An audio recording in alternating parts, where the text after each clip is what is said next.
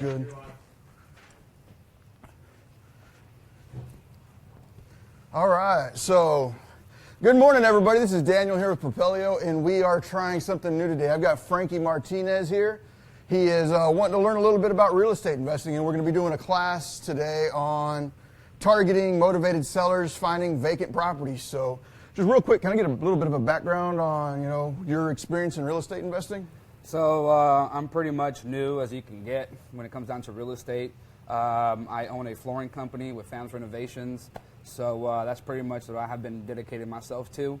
But when it comes down to actual real estate, I haven't really got myself into it like I want to.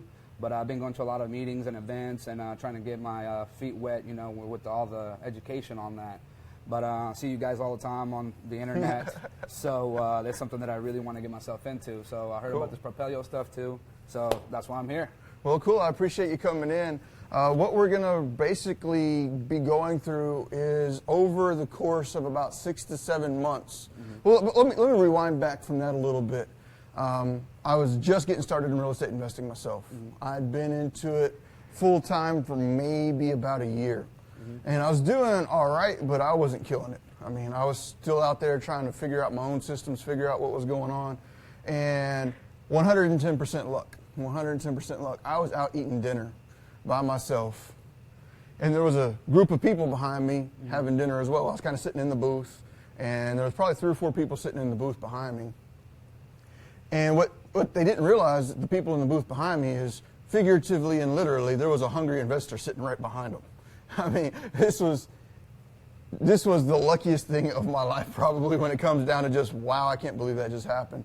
But there was a group of successful real estate investors sitting right behind me, and they were talking about using the Public Information Act to source vacant properties. Okay. And I'm sitting there, and I'm like, what am I hearing back there? And I'm like, taking forever to cut my steak up and eat it and everything else. And I just sat there and soaked up all kinds of information as they were talking. Call it ethical, unethical, whatever you want to call it. But if they didn't want anybody else to hear it, they shouldn't have been talking about it in the middle of dinner, in the middle of a public place. So I learned the very high-level details at that dinner of how to source vacant properties using the Public Information Act. So before I get too much further into this, the Public Information Act is an act in Texas that allows the general public to go into a public corporation, the cities and the states and everything else like that, and request for information. Now, there's a federal law, the Freedom of Information Act, the FOIA, that allows you to do the same thing. But here in Texas, we have the Public Information Act, not to be confused with the Federal Information Act, Freedom of Information Act. Okay, so there's 2 different ones. I don't want to confuse those 2. Okay. But for anybody that's watching and you're not in Texas, don't let that discourage you, because I have shared this little bit of information with several other people in other states, and they have been successful with it. Now, I'm not going to be able to teach everybody out there in other states exactly how to do it in your state. But what I'll tell you is, if you get off your little couch and you get out there and you start working, you'll find it. Now, I've had some people tell me, oh, you can't do that in my state. You can't do that in my state. And then I'll share that exact same piece of information with somebody else in that state. And then they're able to find it out. And then they're able to figure it out. So you know what that tells me? Yeah, it's whoever actually got out of their seat and got the work done. Yep. Yeah. Some Netflix! What about, I don't know about Netflix. Don't waste your time on Netflix. Yeah, I mean, so if somebody tells you no, what do? I want a yes. I got to go. Yeah, just keep going. Keep going. Because whenever I got started with this, even with my in-depth knowledge of the Public Information Act from actually reading it, I still had cities telling me no. And I had to coach and teach the cities how to do what I wanted them to do by the law.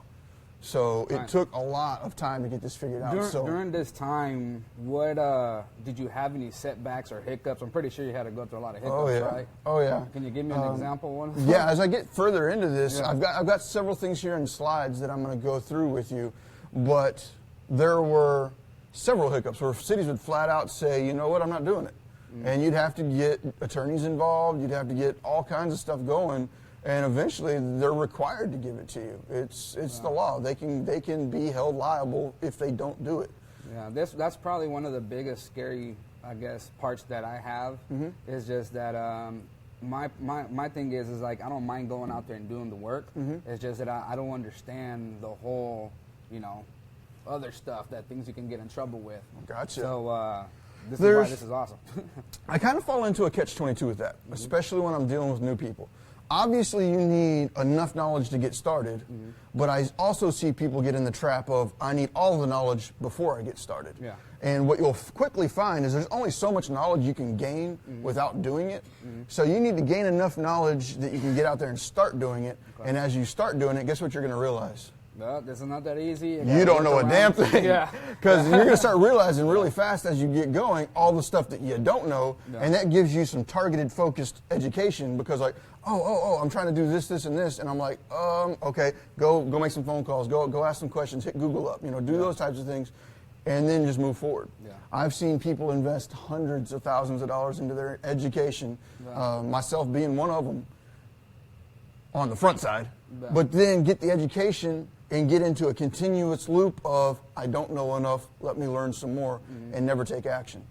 The most successful people I've seen in this business were the ones that took little to no education and just hit the ground and just started rolling. I've seen a lot of people that actually come on here to the show that they talk about their stories on how they started.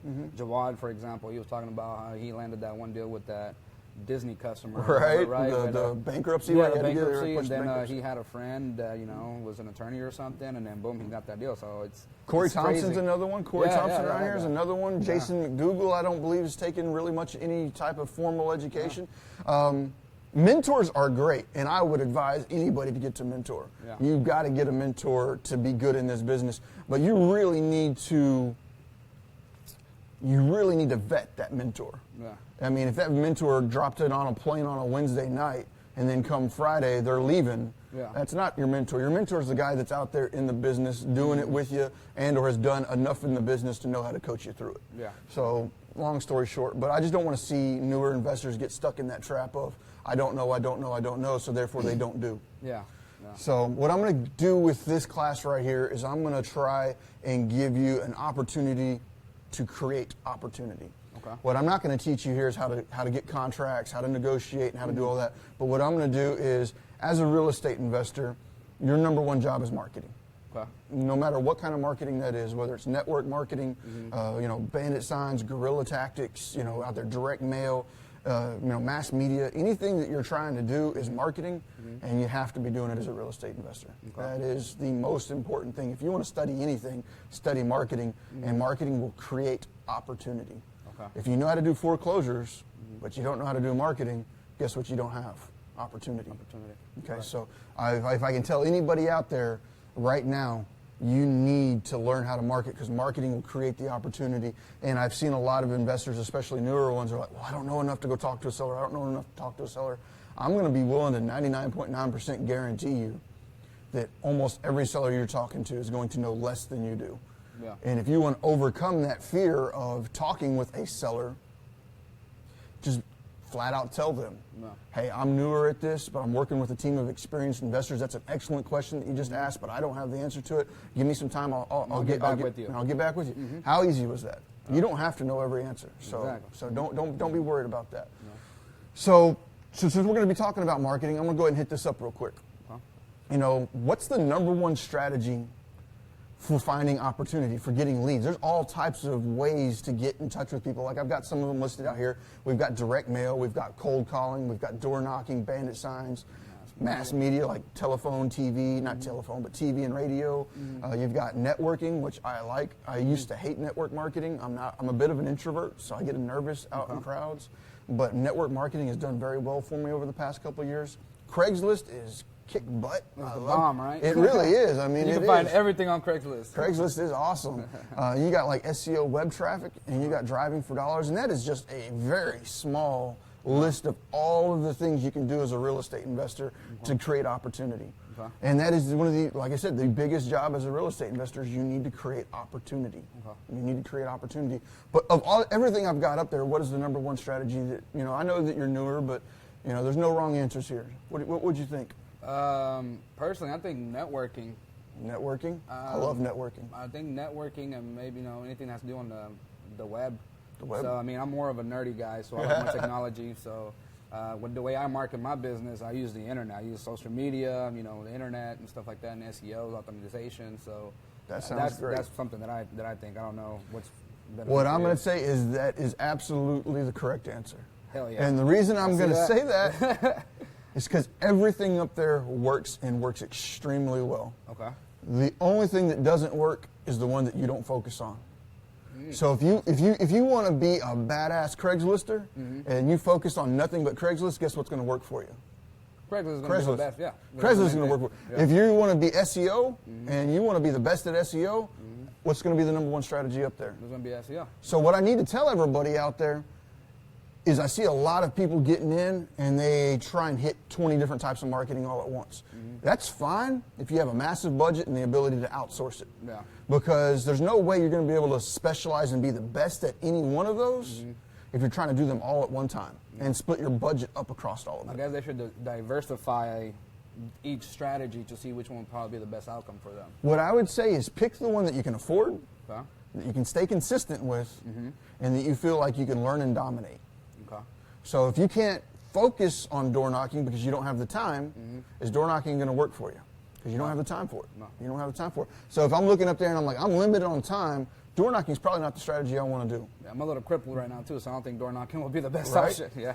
But, you know, if I had a Friday afternoon, bandit signs might work for me. Yeah. Bandit signs might work for me. Yeah. The key point that I want to make here is that you need to pick one, focus on it, and dominate it. Okay. Once you have dominated it, and if you have the money up front to outsource it, then outsource it up front. But you need to put a strategy around it. Okay. You need to dominate it. And then as you create the income to replicate and scale it and outsource it, Reinvest it. reinvest it back into that marketing, hire somebody to do that marketing for you, and that has now freed up your time to continue growing your business. Gotcha. So now if you like, I want to be the best at bandit signs there ever was. I want to drop 1,000 of them a day for the next month, 2 months, 3 months. That's great. But learn how to automate, outsource, and push it down the road. Gotcha. But only after you have dominated it. Gotcha. You know, learn it, figure it out, systematize it, and then go on to the next step. Gotcha. I see a lot of people coming in, and they're like, well, I'm going to do bandit signs, I'm going to do door knocking, I'm going to do Craigslist, I'm going to do this, I'm going to do that. And I'm the only person doing it, and I have no money. That's You're tough. not going to get very far doing that. Yeah, that's very tough. All right, so I loved your answer, though.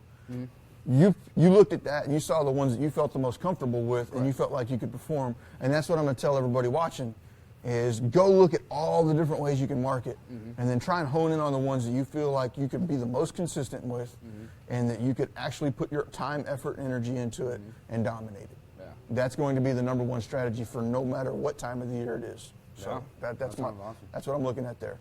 So what I'm going to do is I'm going to show you something that I systematized, outsourced, scaled up, and dominated. Okay. And the reason I feel like I was dominating it is because I know there's 176 cities within about a half hour to 45 minutes of DFW. And of those 176 cities that I was hitting up on, probably only about 10 to 15 of them actually knew what I was doing. So if only 10 to 15 knew what I was doing, There's not that much competition. there's not much competition. Gotcha. So I knew that I had to have been dominating it because I had no competition, because the people that were giving me the information had no clue what I was talking about. Yeah. So if you really want to become successful in this business, learn to innovate a little bit. I mean, there's always tried and true methods that will always work. Yeah. Bandit signs will always work. You can still be a little innovative with bandit signs, and if we have time today, I'll show you how I was able to do that. Yeah, I saw a bandit sign the other day. It says Santa Claus buys houses. See, there you go. Right here in December. So Santa Claus was over there trying to buy some houses. For, you know, Donovan Ruffin? Uh-huh. So, shout out to you, Donnie. I saw some of his bandit signs out there. Really? And, you know, you remember the Cash Me Outside, how about that? Yeah. Oh, yeah, I did see that. So too. Donnie's signs were like, I buy houses, how about that? Yeah, I saw that. You know, I saw that. And then he always uses Perla. You know, Perla buys houses, so Wow. it is what it is. But shout out to you for making that happen. Yeah. But all that of grabs that, a lot of attention right there. That's but good. yeah, I mean, just tweak things up, change it up. I Yeah. mean, don't go out there and do the whole same, I buy houses, I buy houses. Yeah. You know, that was all sweet and good back in 80s and 90s. Mm-hmm. But after you see 3,000 bandit signs that all say we buy houses, it starts losing the ring to it. Yeah. And, you know, some people argue with me, and that's good. That's the good thing about investing, is we all have our own ways. Yeah. But, you know, we started changing ours up, like get full retail price for your house. Yeah. Nobody's saying I'll pay you full price for your house. Yeah. You know, I pay retail. You know, other people buy houses, I pay a whole lot more. Yeah, it's You a know, big attention grabber right yeah, there. I mean, just change it up a little bit. Yeah. So, you know, if you're watching this right now and you've just tuned in or you've been watching it from the beginning, help us out here. Like us, share what we got going on, and just it helps us out with Facebook. I mean, it really does. We're doing this for free, and what I hope in return is that you'll give us a little bit of the love, show us some of the likes, show us some shares, and then check out Propelio.com to see what we have to offer there. Yeah, But I'm a newbie, so this is really great information for me. So for those that are watching and are new as well, I'm going to be asking all the, that I think are dumb questions, but I really want to get this knowledge from him because I know thousands of people want to know the knowledge as well, but they're scared to ask, and I'm just going to go ahead and ask them. This is a full-blown class, so like if you're out there watching as we speak, you have the opportunity to ask as many questions as you need. We'll answer your questions as we're going through it, so please, if you're out there in the crowd, I will be here to answer your questions. So let's just keep on going with this. Sweet. All right, so Public Information Act. Okay. This is a state-specific legislature, but it works across the United States. Your legislation may change a little bit from state to state, but it's going to work. You just have to put in your own footwork to make it happen. But let me teach you how to do it here in Texas. Okay. So, Public Information Act. Now, let's talk about the Public Information Act real quick, and let me explain a little bit about what this is. I'm going to go ahead and read it for you. The Texas Public Information Act gives the public the right to request access to government information. Okay. So, let me just highlight that. The right to request access to government information. Now, there's a key word in there that I want to focus on. And it says the right. It doesn't say the opportunity or, the privilege. Privileges can be taken away. Rights are not supposed to be. So that's a very key piece that I wanted to highlight there and make very, very, very prominent, and that is you have the right to get this information.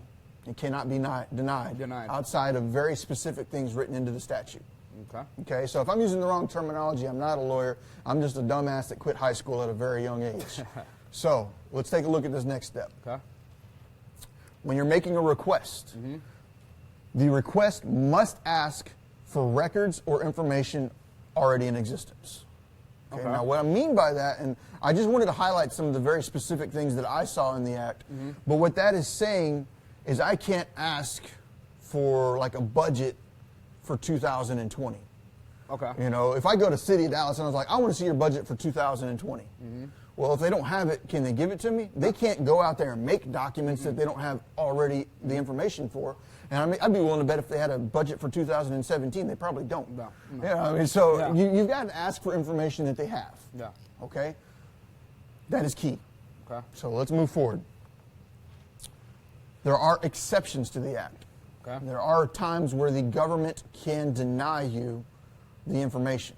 And there are very specific things, and I'm not going to get into every one of the reasons they can deny you, because all I want to teach you is the reasons why they can't deny you, so you can make what I'm about to show you happen. Okay. All right, so there are exceptions to the Act, and, but if the information that you're requesting does not fall within those exceptions, the governmental body has 10 business days to supply you with that information. Wow. So like if I submit a request for this information, they can't take 30 days to get it back to me. They can't take 11 business days to get it back to me. So within those 10 days, they are required to give you that information. They're required by the Office of the Attorney General. Wow. The Office of the Attorney General is the one that drafted this, put it together, put it in place, and they have some very, very strict rules with some teeth in them that the cities must abide by. Okay. And once again, disclosure, I'm a dumbass that quit high school. I have absolutely no law experience whatsoever. I just took the time to read the couple hundred pages of the law to try and understand what was going on so that way I can implement and make this happen for myself. Nice. Okay, so they have 10 business days to do it for you. Okay. If they don't do it, if a governmental body improperly fails to release information, the Act authorizes the requester, myself, or the Office of the Attorney General to file a civil lawsuit to compel the governmental body to release the information. Have you ever done that? I've had the Attorney General threaten it, and they finally stood up and did what they're supposed to do. Wow. There were several cities in the DFW area. Like I said, I was hitting about 170 to 180 of them on every single month. These cities, some of them didn't want to do what I was asking them, because it wasn't necessarily easy for them to do. Yeah. It took some work. They had to actually get out of their chair, set down their Starbucks, and walk over to the other computer and type in some information. But sometimes the cities would flat out not want to do it. And after I would explain to them what the legislation said, or the statute, or whatever that technical term for the law was supposed to be, even after explaining that to them, they still were just like, yeah. Wow. So I had to actually file some official complaints with the OAG, the Attorney General, the Office of the Attorney General, and they have a specific hotline for making that happen, which I'm going to show you now. Questions or complaints? Wow, you got all the information. Yeah, I mean, this is like some legit stuff I'm teaching, and I'm making it sound simple. Babe, screenshot that. If you're watching this, make sure you screenshot this. This is being recorded. It's going live, so I mean, feel free to watch this over and over again. But what I really need to stress for not only you, but anybody watching, I'm making this sound straightforward and simple. Yeah. I mean, this took me months and months and months. I had sat at a diner, and I overheard a conversation that just briefly spoke about this. Yeah. So from there, I had to compile all of the stuff around it and start digging in and learning. And 6, 7, 8 months to really get this fine-tuned, honed, and figured out.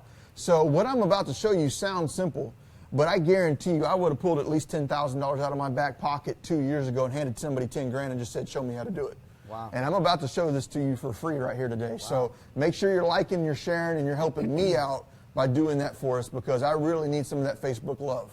Yeah. I'm egotistical. I want to see some love. Yeah. Show them some love. Let's see some hearts. Where's the hearts? Let's see some love showing up here. There you go. Where's the hearts at? Thank you, thank you, thank you. So, all right. So, if there's a city that is not wanting to deal with you, they're not wanting to abide by it, or they're trying to give some excuses for why they don't have to give you that information, there's the information right there on the screen. Okay. There's how you contact the OAG, and the OAG will tell. When I say OAG, Office of the Attorney General, the OAG will flat out tell the city, yes, you can deny.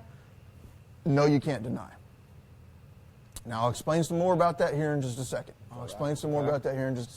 But I wrote something in bold right down there at the very bottom, and that is certain violations of the Act may involve possible criminal penalties. Okay. That means if the cities refuse to do X, Y, and Z, and they don't comply, there is potential for facing criminal liability. Wow. The Attorney General is pretty serious about wanting to make this happen. This is my interpretation. Once again, I think I'll probably just say it. I'm not an attorney, I'm not an attorney, I'm not a lawyer, I'm not a lawyer, I'm not an attorney. That should be fairly well covered for me. Yeah. Get your own legal advice. Nope. You're not an attorney? Okay. Nope. All right. Am I an attorney? Nope. Exactly. I'm just a flooring guy. There we go. There we go. So, up until now, I've talked a lot about the law and how that benefits us, but I haven't really talked about what we're going to do with it. Okay. I haven't really talked about what we're going to do with it, so let's keep on moving forward. Now, I'm going to repeat this again, because I do have a lot of people watching that may not have caught the beginning of this. But the law, the specific law that I am talking about, the Public Information Act, and that is exactly what it's called, is specific to Texas. To Texas. But there is a federal law, the FOIA, the Federal Information Act, or FIA, or federal, something. FOIA. Yeah. FOIA. But it's the Federal, Freedom of Information Act. There you go. It's the Freedom of Information Act. The Freedom of Information Act is essentially the exact same thing, but it pertains to federal entities, like big, like national government. If you are in a state outside of Texas and you want to implement this strategy, what I would be willing to bet and guarantee within very, very strict following guidelines is it works in your state also. The only difference is what I'm about to show you is going to be a theory, and you're going to have to learn how to implement it. For everybody here in Texas, though, you're going to get an extreme dose of knowledge, because what I'm about to teach you works very well in Texas. I know it for a fact. Okay? So for the federal type of stuff, the federal agencies, the Public Information Act does not apply to them, but the FOIA does. Okay? Now, there may be times where you may want to use the FOIA. The post office is a federal organization. Might there be reasons why you'd want to contact the post office and find out some information? Vacant properties, maybe? I don't know. I don't know. Properties that might be available. You never know what you might. Addresses. If it's public information and you think it might pertain to real estate and it can help you, you can do this. Who all just went to prison? Who went to do this? No. Who's got code violations? Who's got lawsuits? Who's got this? I mean, there's all types of ways that we use this, but here's something I want to show you. So now that I've gone through, hyped all this up, and made a lot of hoopla about this, vacant properties are bread and butter for real estate investors. Okay. There's not really an emotional attachment for the most part to it anymore. A lot of times when you're dealing with pre-foreclosures, I've done a lot of pre-foreclosures, especially occupied pre-foreclosures. There is still a whole lot of head buried in the sand, ignoring the problem, and emotional attachments tied to that house. Yeah, and they still like, oh, I'm gonna still make it happen. I'm gonna still make it happen. Yeah. Like you haven't made a house payment in 5 years, $118,000 behind in payments. You haven't worked a job in 5 years. HOA fees for like a year. You're not catching up. You just get to some reality here, and sometimes it's difficult with those pre-foreclosures because you've got all that emotion attached to it. Right. A lot of times with vacant properties, that emotion's not there. They've already let go of the property. They've moved on with their life, and you're in a good position there. Okay. So how are we going to use the Public Information Act to find vacant properties? I guess you can send them all the information. Well, I guess try to find out who was the owner, right? But what if the bank takes that? Doesn't the bank usually take that If stuff? the bank takes it, well, it's still a vacant house. Yeah. But, it might be a lead that we can't necessarily follow up on. Okay. But let me ask you a couple open-ended questions and see if you follow my path of thinking here. If you leave a house, go through some of the list of things you're going to do.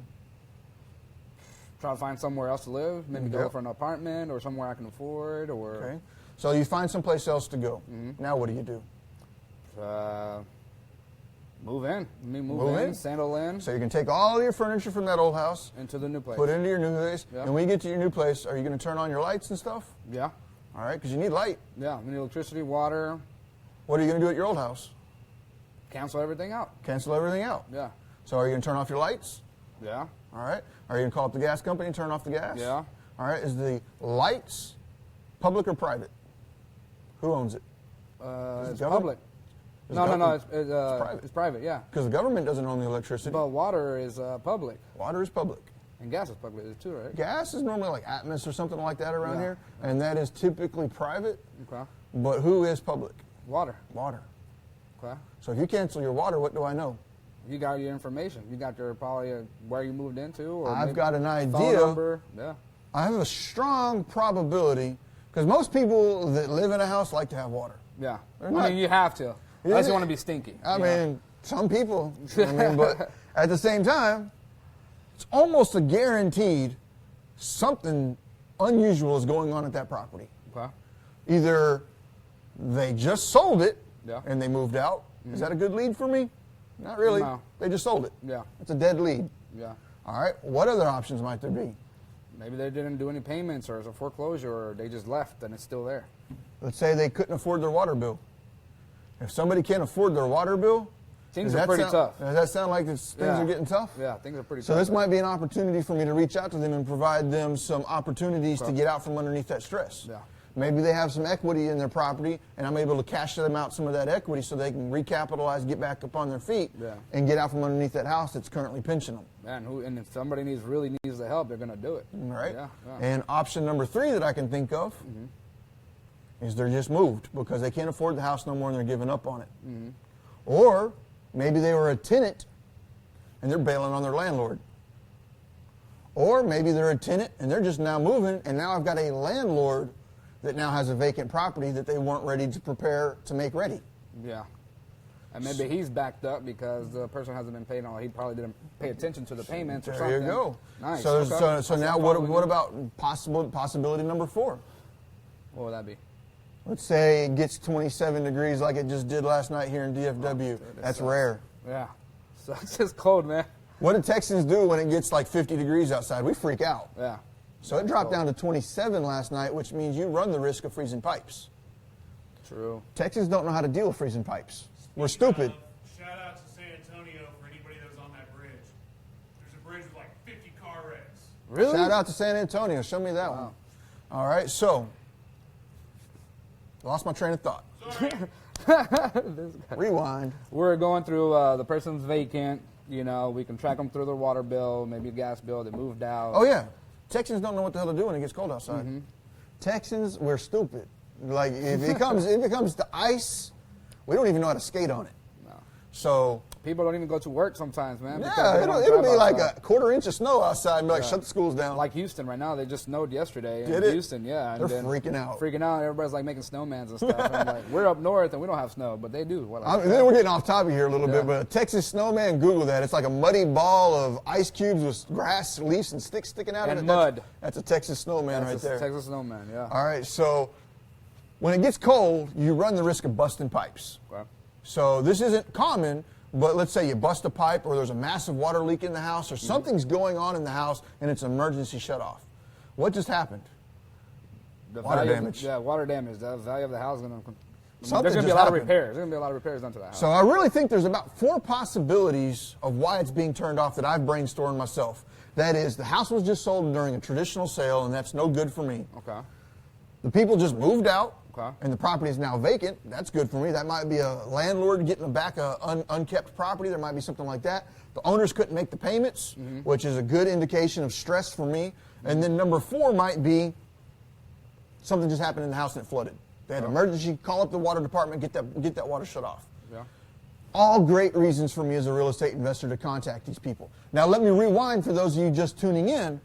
One of the key things that I was saying earlier is I know that I dominated this. Yeah. I absolutely know that I dominated this strategy because out of 170 plus municipalities around DFW, only about 10 to 15 of them actually knew what I was doing.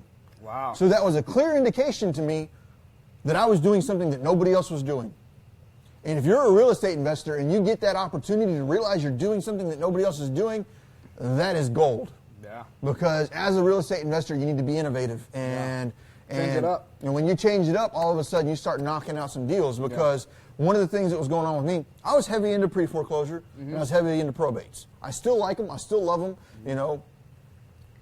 But what I found is whenever I implemented this strategy and I added this into my marketing, I set up several different phone numbers. One phone number for the water, one phone number for the probates, one number for the foreclosures. So as I started getting phone calls in, I knew where the leads were coming from, and I could look in my phone system and see what was driving the most traffic. What was driving the most traffic when you were doing that? Vacants, Really? water lists, Nice. by almost double Really? for about half the cost. Looks like I'm gonna get to work. Now this is going to be. Now I'm not going to say this is going to be a short-lived strategy, Yeah. but I'm teaching thousands of people right now Yeah. how to do this. Yeah. And let me rewind, and I'm just going to be an asshole for a second. Everybody that's out there watching, well, now everybody knows how to do it. I'm not going to do it anymore. Well, guess Too what? much competition. Yeah, get off of that mentality of wrong, and just go out there and do something. Too much competition. Foreclosure is probably one of the most competitive arenas that there could be. Yeah. And I dominated in that arena too. Yeah. And that's all because of you got to get out there and you got to hustle it. You got to grind it. And if you're always concerned and scared, oh, somebody else is doing it, then get out of real estate because everybody's going to be doing it. Yeah. You just need to learn how to do it better and faster. Yeah. And what I am going to tell you is that right now is a prime opportunity to try and do this because nobody sells the lists, which means you're going to have to build the list yourself. And if you have to build the list yourself, guess what? That's going to knock off about half the lazy-ass people watching. Yeah. And if you're one of those people, I apologize. That's me being blunt. It's true. I tend to be blunt, so some people get a little shy about me about that. Got some millennials. Yeah, so it is what it is. So let's go a little bit further into this. What do we do to make this happen? Public Information We got to go to Act. public information. Public Get the Information Act. So once we get that, then I guess you start narrowing it down, right? oh, what am I doing here? So we need to contact the city to file an open records request. Okay. Now, if we're going to contact the city and we want a water list, who should we probably be calling? The water department. Water department. That makes sense, right? Yeah. That makes sense. Yeah. So now what I'm going to have to explain, and there's going to be a lot of this going into this, is we are dealing with the government. Okay. And I don't know about how many of y'all have dealt with this before, but when you're dealing with the government, a lot of the times, guess what? Nothing's going to be common sense. Yeah. So if you want a water list from the water department, guess what you need to do? You don't call the water department. What do you call it? You call the city secretary most of the time. It's normally the city secretary is dealing with it. Pay attention to your lower thirds, please. So, you need to contact the city. When I first got started in this, the reason why I failed on some of these is because quite often I was trying to contact the water department. And the water department, guess what they do not deal with? They just don't want to. They denied you multiple times. They don't deal with open records.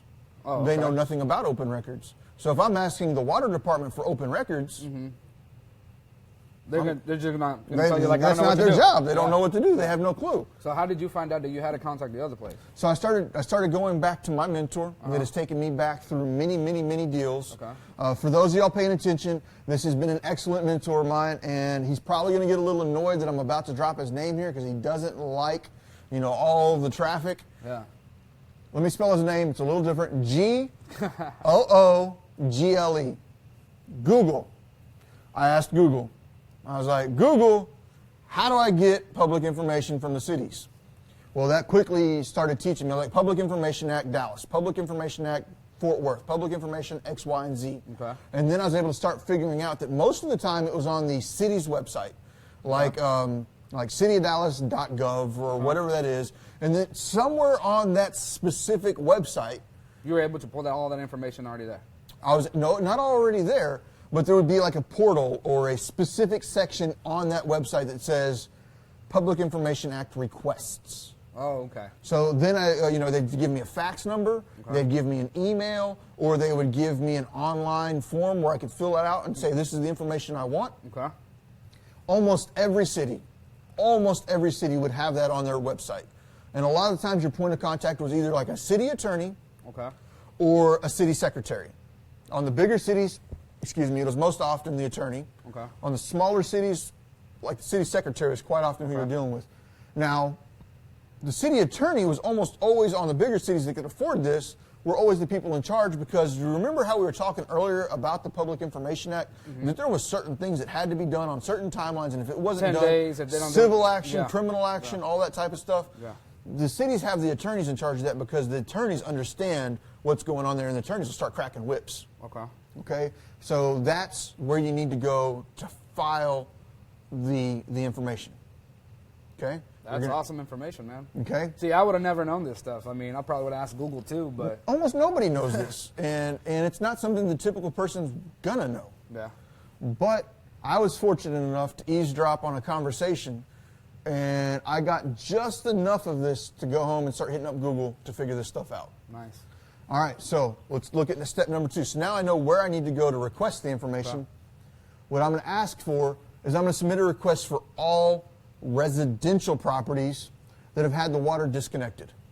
Okay. Now, the reason I say residential properties, and that's because depending on your strategy, if you just ask for show me all the properties that have had the water disconnected, what you're going to get is all the apartments You're that have gonna had get, like, moves out, the move outs. businesses? You're going to get businesses. You're going to get all of those types of things. Now, if you're targeting that kind of stuff, great. Great. No. But you know what? If I've got 17,000, 170,000 apartment units in Dallas, and every time an apartment goes vacant, I get the water shut off for it, that's really cluttering up my list. Yeah. It'd be really cool, like if I could figure out that, the entire complex got shut off. Yeah. That might be something I want to target. But I'm not really targeting apartment buildings. Yeah. All right, so what I am going to do is I'm going to target residential properties. And they filter that for you? Yep, because that's what I asked for. Nice. It's now their job to get that to me. That's cool. All right, something else I do is I say, I want all residential properties that have had the water shut off within the last 30 days. I just got them to do that. Residential property that came in the last 30 days. That filters it out even more for you. That's awesome. Yep. So, That's great.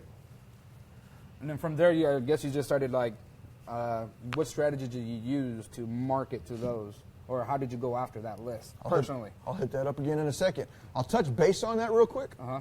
And what I would do, most of all of my other marketing, especially pre-foreclosures and probates, was very intricate, very expensive in when it boils down to cost per letter. Most people can get a letter out for about 70 cents to maybe $1. Dollar being expensive, 70 cents being a little cheaper. You might be able to get that down cheaper depending on how much bulk you're doing and stuff. I was spending about $1.15 to $1.20 per letter. So that's almost double the cheaper price. Yeah. But that's because, remember how I said don't worry about the competition. The only thing you need to think about the competition is how can I do better? Yeah. Well, there's a lot of people marketing to those types of people, so I wanted to do it better. I wanted my marketing piece to stand out. I wanted it to be rememberable. I wanted it to be opened. I wanted it to be read, and I wanted to make sure people did not forget about that piece of mailer. Yeah. So I did a lot of stuff to it. I spent a lot of time. There was a lot of personal things going on there, a lot of handwriting, a lot of real stamps, a lot of licking envelopes. There was a lot of real things going on there that made my mail piece stand out. Okay? With the vacant properties, with the water lists, I wasn't really worried about competition because I knew from my attempts to get them, I really wasn't competing with people. Yeah. So I narrowed it down to just a postcard. You know, I felt comfortable using a postcard because I didn't feel like my postcard was going to be sitting next to 60 other pieces of mail. Yeah. Okay, so I felt good about that. So that's why I was able to reduce my marketing costs to those lists because I was no longer worried about putting on a big, elaborate show to get their attention. Yeah. Okay, so that's how I'd reach out to them. I'd send them a postcard. Nice. I'd start sending them postcards. So next step. Cross-reference that list with CAD to determine owner's name and address. What's CAD? CAD is the Central Appraisal District.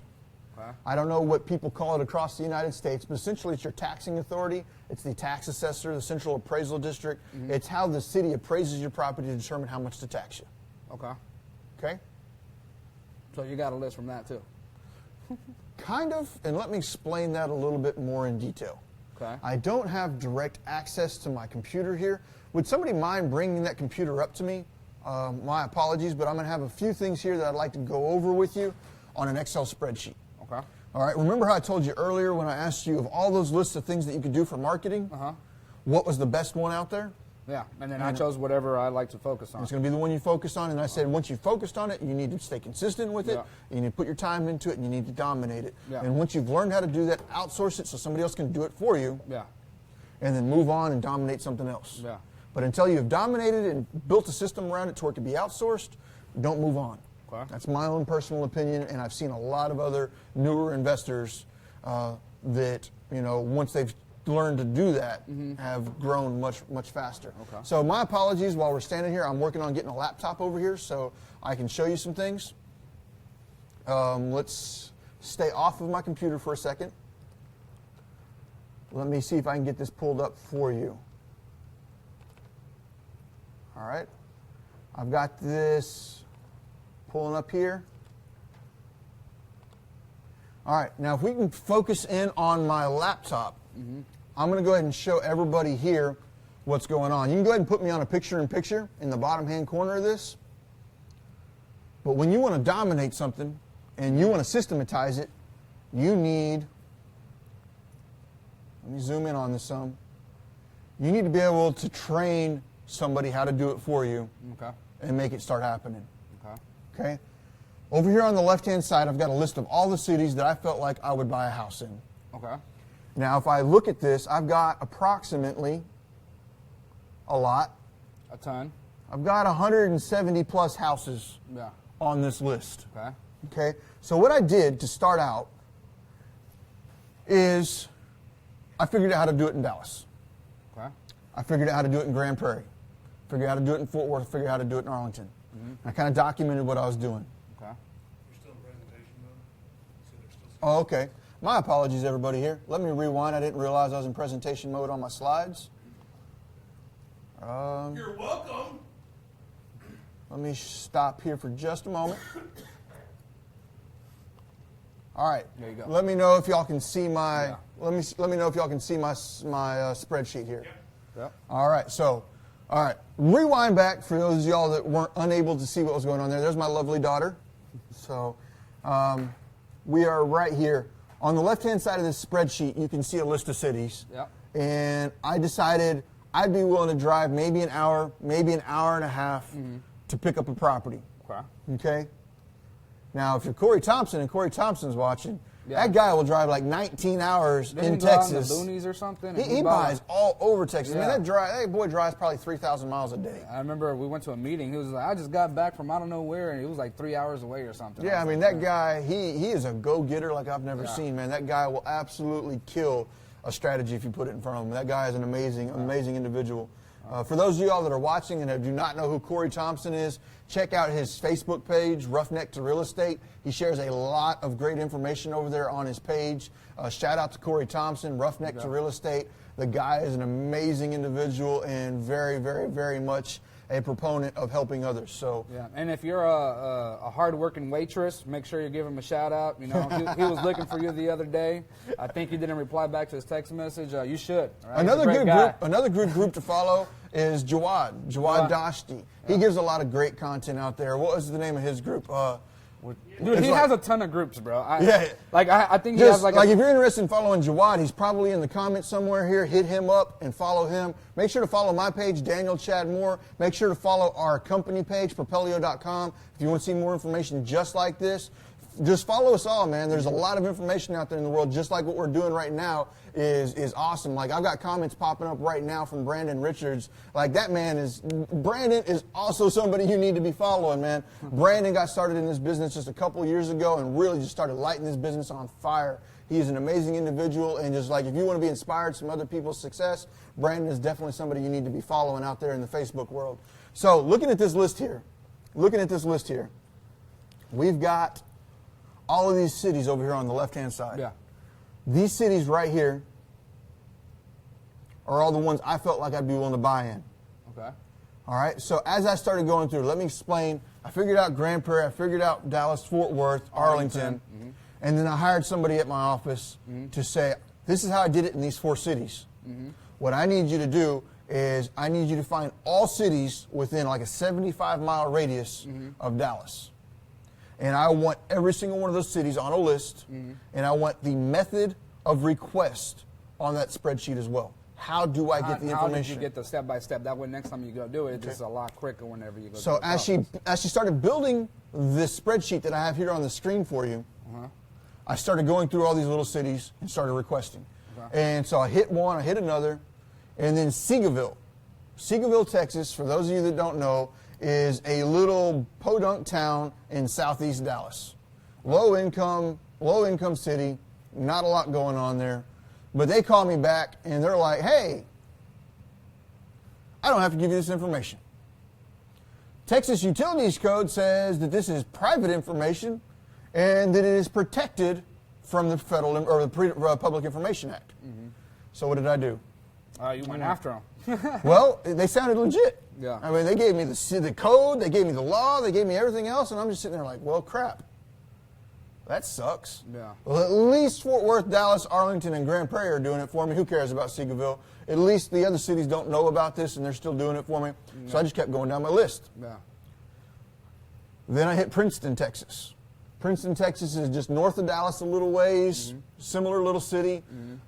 They deny me.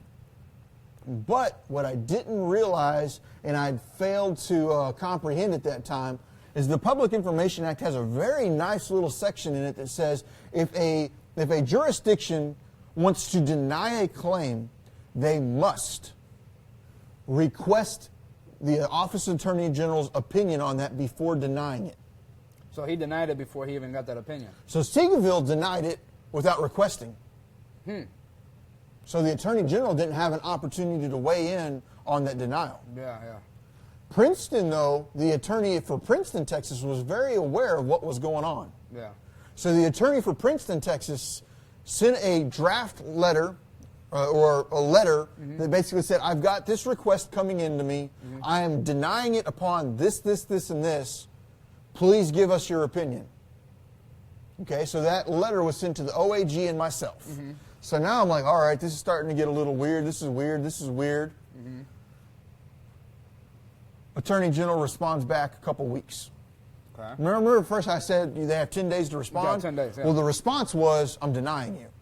So it took how many weeks? Took a couple, 2 to 3 weeks for the OAG to respond. Okay, so that's after 10 days. Yeah, but they responded within 10 days and did not. Gotcha. So they did follow follow the rules. Okay. But now the OAG has their denial and their response for the denial. Okay. And the OAG sent back like a 5-page letter to Princeton and myself both. And page one is like, well, damn, apparently this isn't going to work for me.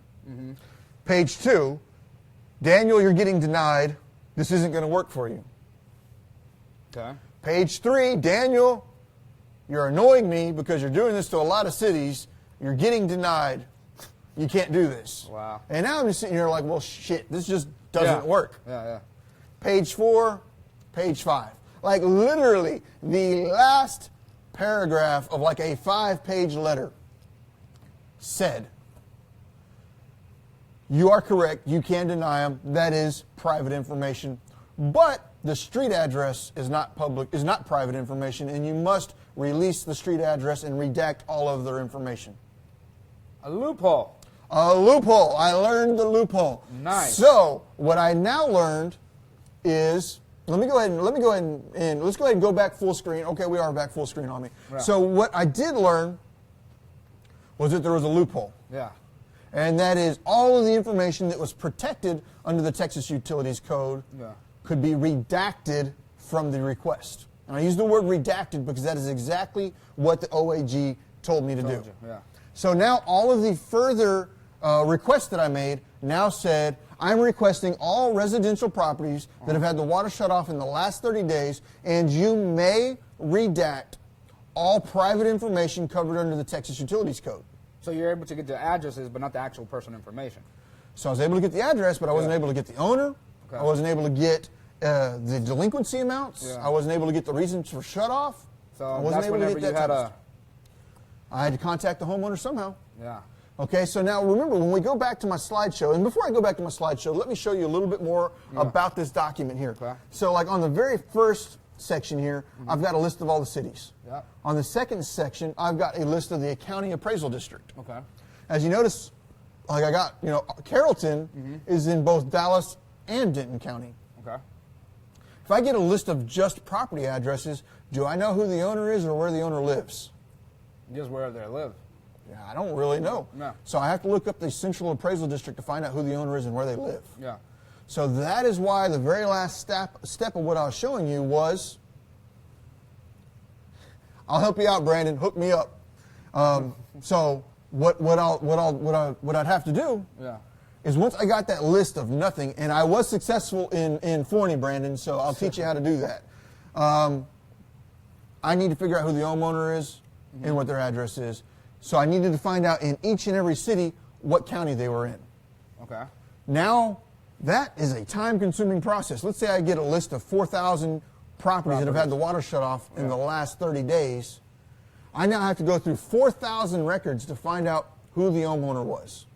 How did you nail that down? How did you? I would hire virtual assistants out of the Philippines.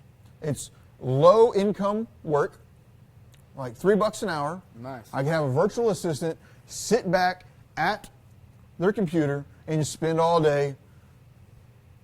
123 Main Street, this is the owner. 234 Main Street, this is the owner. 345 Main Street, this is the owner. Now I have a list that I can mail to. Wow. That's crazy. So if you're out there wondering right now how to become successful in real estate, That's crazy.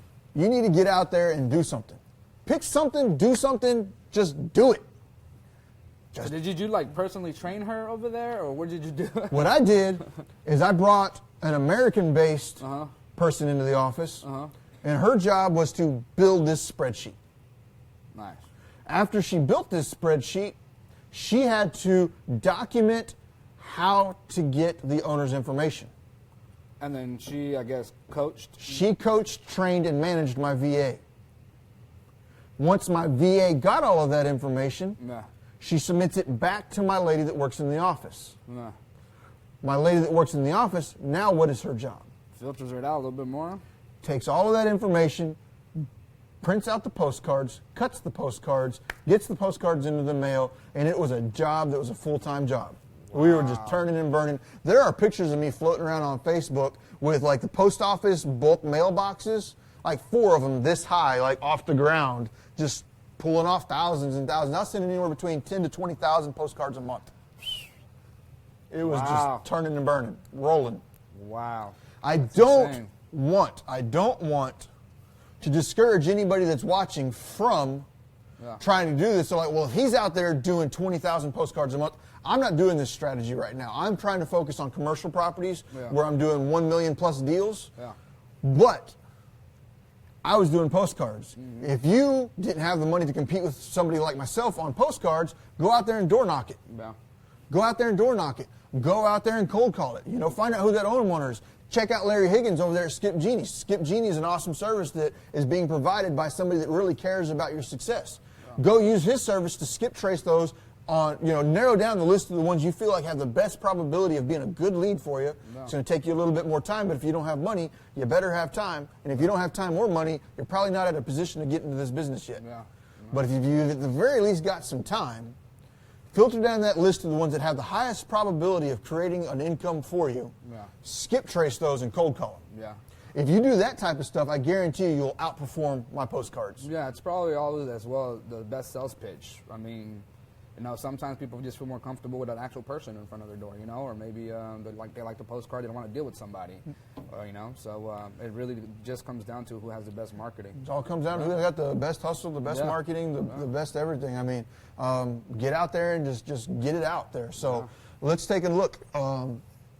So I've got this. Yeah. So that's how I automated it and systematized it. So in the very beginning, I showed you just a small list of different ways that you can market to find opportunity. Opportunity is how you become a successful real estate investor. Okay.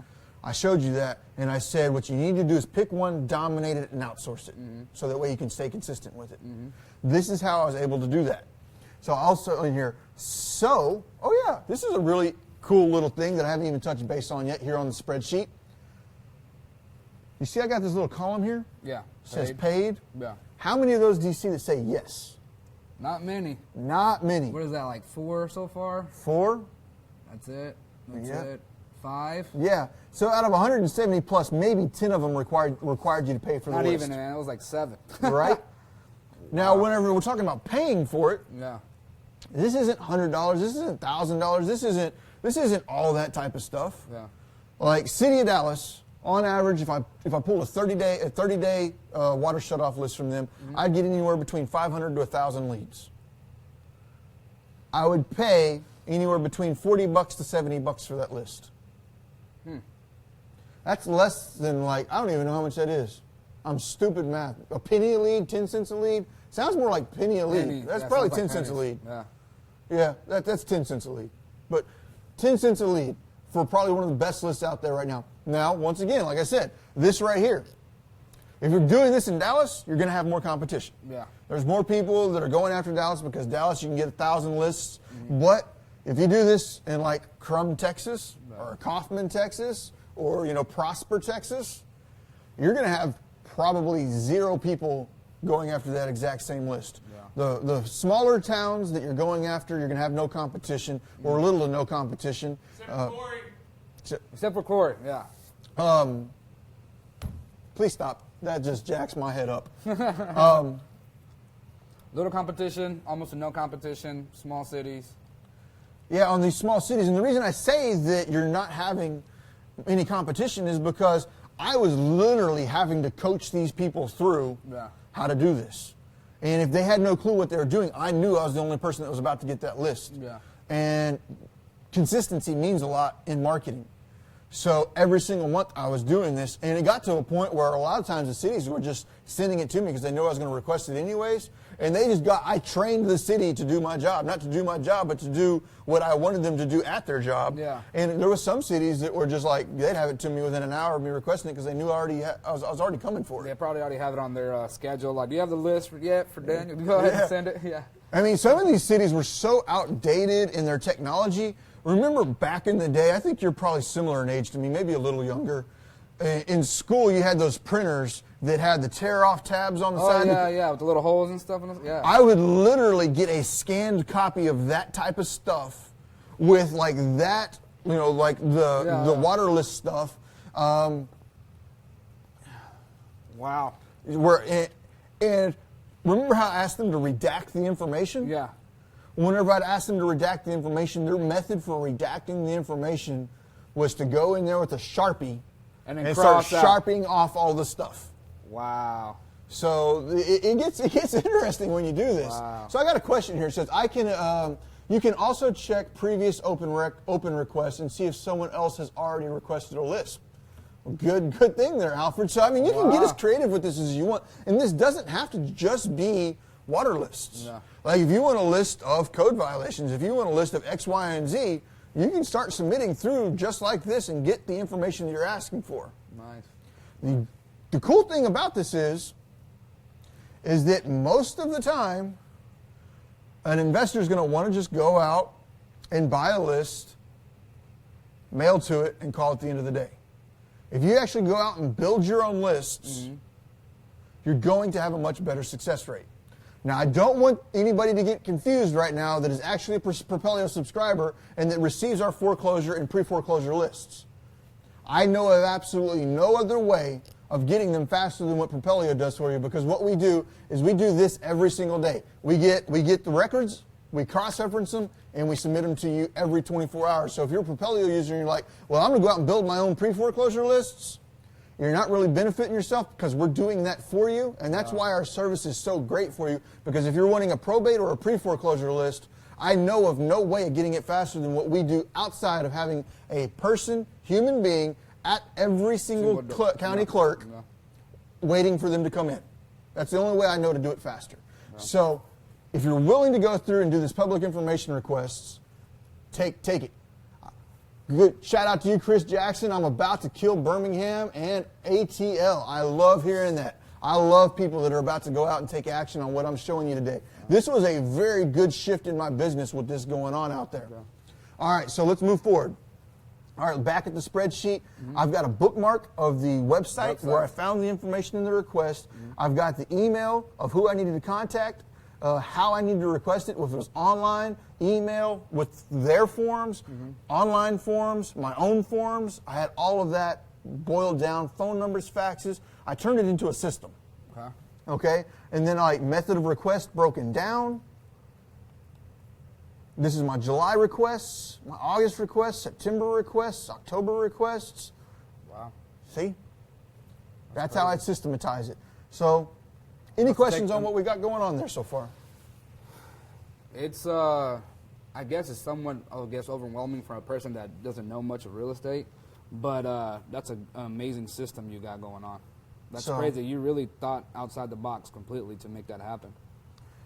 So, that is what I try and teach new real estate investors, and that is think outside the box. You know, if you're learning from the guy that learned how to invest in 1980 and has done nothing but sold information, sold mentorships for the last 30 years, you might need to invest in some newer knowledge. You might need to invest in some mentors that are actually out there doing this business and know what's going on in 2018. They're not teaching you how to do contracts for deed in Texas. For those of you being new, contracts for deed are about a 10-year-old strategy that are illegal. You're not doing them in Texas. You got lease options in Texas, and you kind of can do them, and you kind of can't do them. There's a lot of loopholes that you need to worry about, but why even do lease options when you can just take the property over subject to? Find investors that are investing today and learn from them. So how far into this are we, and do we have any questions from the crowd? What's my running time on this class right now? Because I don't want to spend 5 hours on this. I'm an hour in. So I did have some other things I wanted to show y'all, and I'm not going to have a chance to do this. So what I'm going to do is I'm going to go ahead and put together another class like this, because this class that I'm going through with you right now, one-on-one, is about a 2.5 to 3 hour long class. I'm teaching on the water list right now, but we had another gentleman in here yesterday or the day before. He's out there killing it in DFW. Tang Nguyen, guy is a rock star. Follow him on Facebook. Make sure you're watching him if you're inspired by other people's success. He's an extremely successful person, been doing this a couple years. You had to go through like 3 different languages to try to get a contract. get a contract the other day. So I mean, this guy's just killing it. So what I want you to do is follow Tang. But Tang mentioned something on here, and that was how to put bandit signs on the back window of your car and other people's cars as well. So that way you've essentially got bandit signs without having to do bandit signs. And that was a strategy that I innovated and I created, and Tang learned from that. So what I'd like to do is I'm going to schedule, if you want to see how you take and put signs, like Tang had almost 400 cars with his advertising on the back windshield. Like, he absolutely destroyed it. The highest I ever got to is I got up to 76 cars with my advertising on the back window, and it took me about 4 months to do that. Tang got up to about 400 in a year. Wow. So, I mean, that guy really just went out there and dominated. But if you'd like to learn how to use the back window of your car and the back window of other people's cars, what do you do? You just pay them, like, hey, put the sign on your car? tune into the class. Wow. So we'll do that class because that's part of this. Like I can show you here, like we've got much more going on here. I talk about direct mail, how to write marketing copy. I bash on another company in here and I just do it because, you know, they suck right there. Yeah. But, you know, this is a pretty in-depth class that I got going on here and I don't have enough time to do it all here. If you have questions while you're sitting here, make sure to check it out. But like I said, I go through this entire class. So I'll finish the rest of this class in another one. Do I have any questions from the crowd? Do you have any questions? No, man. You broke everything down pretty good, and I'm pretty sure I can go back and watch this video. I mean, I told my wife as well to take a screenshot, but this is actually very mind blowing, man. This is something that I would never have thought of, you know. So I mean, being a beginner investor, this is like amazing. You did pretty much the homework or something that I would never thought of. It would have taken me personally probably taken me years, man. Right. But you did it in a couple of months. You were super smart. You were very ambitious, and you went right afterwards. So now you have an awesome system. So it's something I'm gonna definitely use. Definitely use. What I can't stress enough is the level of value that I just gave you. And there's going to be a lot of people watching right now. They're going to be like, "Oh, you know, I didn't pay for that, so you know." It's not worth anything, you know. Yeah. You know, some people have just that mindset of don't attach how much you just paid to watch this for the value I just gave you. Because quite literally, like I said earlier, I would have easily dropped $10,000 to have somebody teach me how to do this. And I was one of those victims too. I mean, I have paid a lot of money for different classes. And, right. And when you go in there, it's pretty much like, hey, sign up for this, sign up for that, sign up for this CD or whatever. And now they give you flash drives. I went to that was that event not long ago from all those mentorships. And you talking about the one that had Pitbull? That was just a rah-rah event to get money from uneducated people into their back pocket. A whole bunch of people left motivated and stuff out of there, but I'm just like, they were just trying to get you more money. It's intentionally designed to get you motivated and pumped and hyped. That's why they have people like Pitbull there. So you're all excited, and then when they say, give me your money, you're excited. You're excited about giving them your money. It's sad to see that they do that, and it is an absolute travesty to see how many people are taken advantage of by those info sales people. Yeah, Mr. Worldwide going worldwide because with your money. That's right. So it is what it is. So if you have any questions about what you've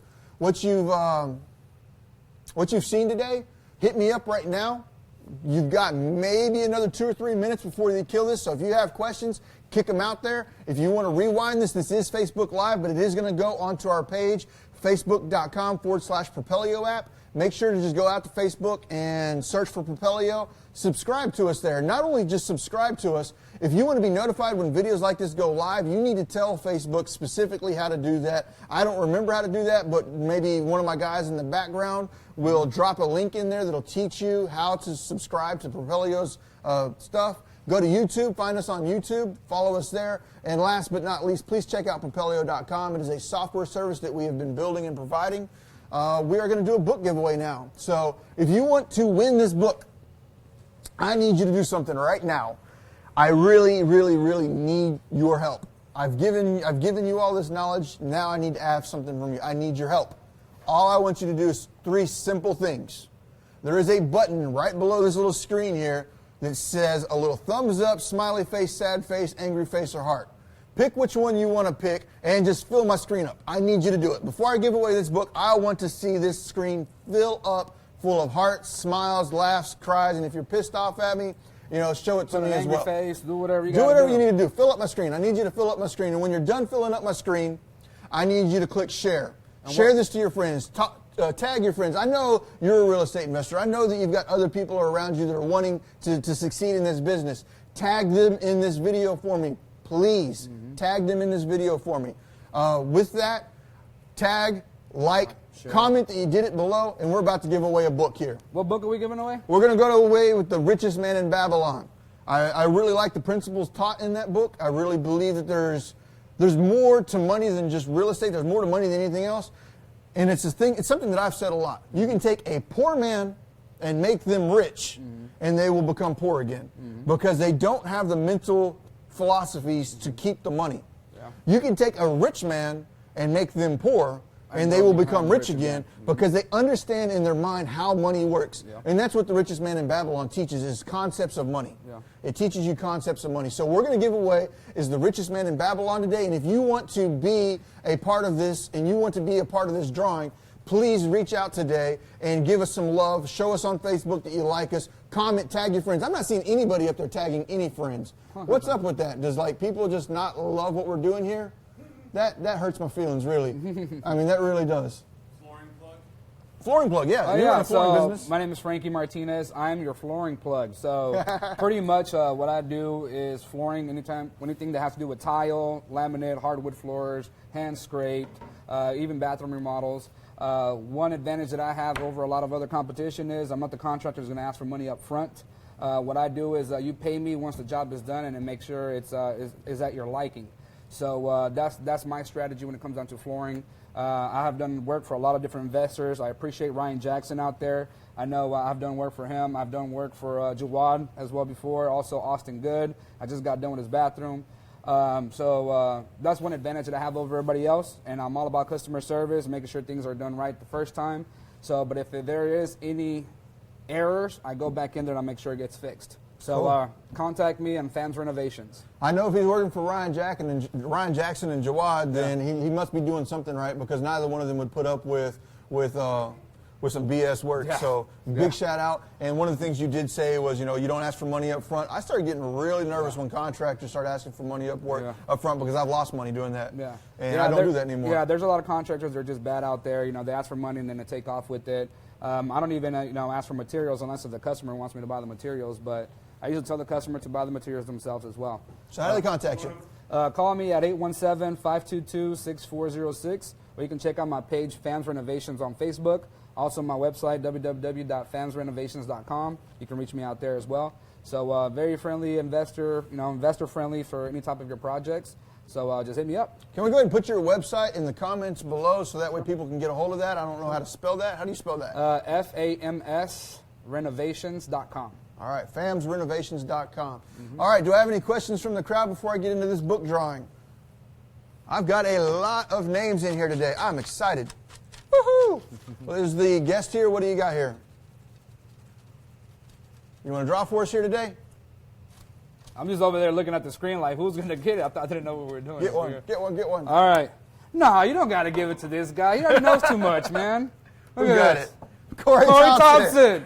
Corey Thompson got the book today.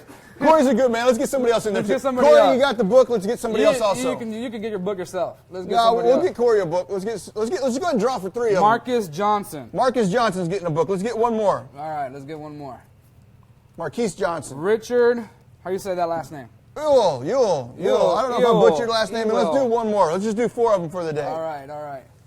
And Danny Hall. Danny Hall. Danny So Hall. four books today. Corey Thompson, Marquise Johnson, Richard Yule, and Danny Hall. Yep. You all four got books. Do I have any questions before I end this? All right, everybody. I appreciate you tuning in. Please check out Propelio.com. Check out the good old Facebook. Follow us and subscribe there, as well as YouTube. And don't forget to check out Propelio.com for all your MLS comp needs and your lead list. Have a good day. Take care.